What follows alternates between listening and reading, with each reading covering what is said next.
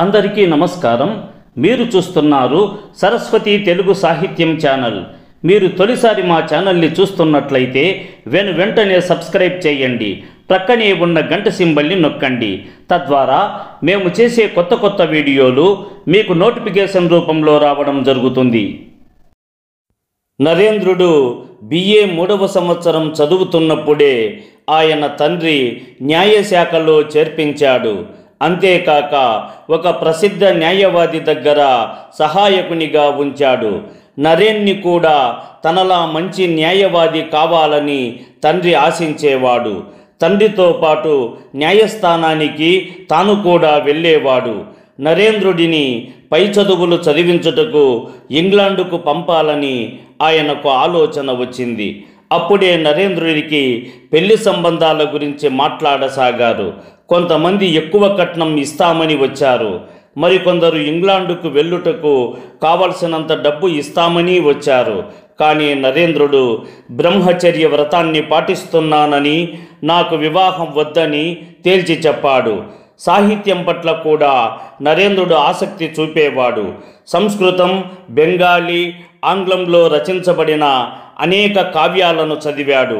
బెంగాలీలో రామాయణ మహాభారతాలను బాగా పఠించాడు. పండితులు తడబడిన సమయంలో వారికి సహాయం అందించేవాడు. నరేంద్రుడు చిన్న వయస్సులోనే వివిధ రకములైన పుస్తకాలను ఎలా చదివాడు అన్న సందేహం వస్తుంది. కానీ ఆయన చదివే విధానం ఎంత చిత్రమైనదో ఒకసారి నరేంద్రుడే స్వయానా ఇలా చెప్పాడు. నేను చదువుతున్నప్పుడు ప్రతి పంక్తిని పూర్తిగా చదవను. ప్రతి పంక్తిలో మొదటి పేర చివరి పేర చదవగానే అందులోని సారాంశాన్ని నేను అర్థం చేసుకోగలను.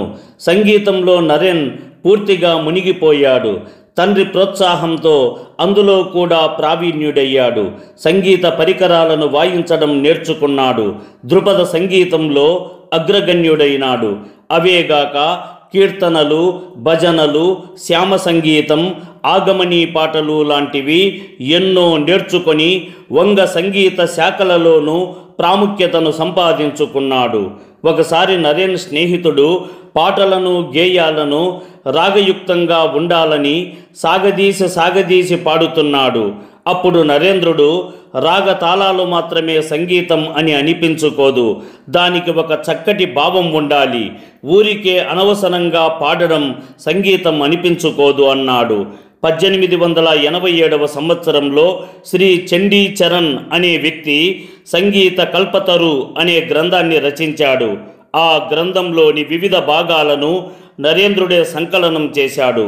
ఛందోబద్ధంగా అర్థవంతంగా గీతాలను రచించడంలో ప్రావీణ్యతను సంపాదించుకున్నాడు. నృత్యంలో కూడా తన ప్రతిభను చాటుకున్నాడు నరేన్. పాటలు పాడుతూ నృత్యం చేసేవాడు. ఎక్కువ అలంకరించుకోవడం, ఇతరులు ఆకర్షించేలా దుస్తులు వేసుకోవడం నరేన్కి నచ్చేది కాదు. నరేన్ నేర్చుకోలేనిది ఏముంటుంది? ఏదైనా ఒక విషయంపై దృష్టి పెట్టాడంటే తప్పకుండా ఆ విషయాన్ని పూర్తిగా ఆపోసన పట్టి అందులో విజయం సాధించి తీరుతాడు. నరేన్ ఎప్పుడూ మన పట్ల మనకు ఆత్మవిశ్వాసం ఉండాలని, ఎప్పుడూ విశ్వాసాన్ని కోల్పోరాదని చెప్పేవాడు. నరేన్ జ్ఞానం చూసి అందరూ ఆశ్చర్యపోయేవారు. ఒక యువకుడు ఇంత జ్ఞానం ఎలా సంపాదించుకోగలిగాడు అని అనుకునేవారు.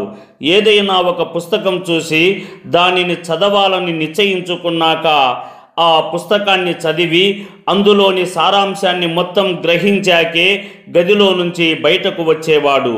ఆంగ్లేయుల చరిత్ర అనే పుస్తకం చదవాలని నిశ్చయించుకున్నాడు. కానీ అది చాలా పెద్ద పుస్తకం. అది చదివే వరకు గదిలో నుంచి బయటకు రానని చెప్పాడు. ఎంతో శ్రద్ధగా చదువుతున్నప్పుడు తన గదిలో టీ కానీ కాఫీ కానీ పెట్టుకునేవాడు.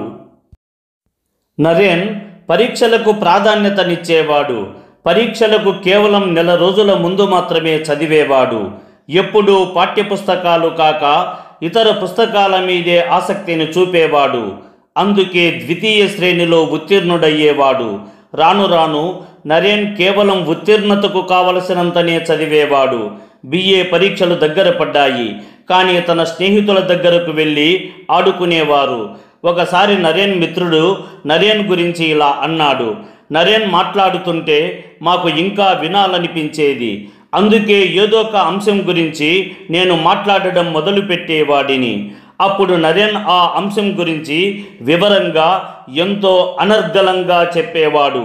జనరల్ మిషన్ కళాశాలలో పరీక్షలకు బోధనకు ఖచ్చితంగా ఫీజును చెల్లించాలి.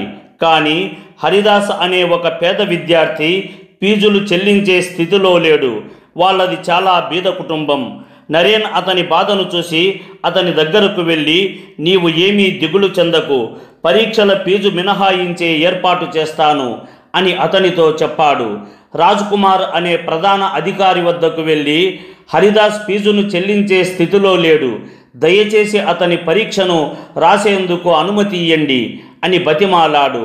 ఆ అధికారి అందుకు అంగీకరించలేదు. పైగా నరేన్ని ఇలా అన్నాడు, నీకు సంబంధం లేని విషయాలలో జోక్యం చేసుకోవద్దు. ఆ విషయం తెలుసుకున్న హరిదాస్ కుమిలిపోయాడు.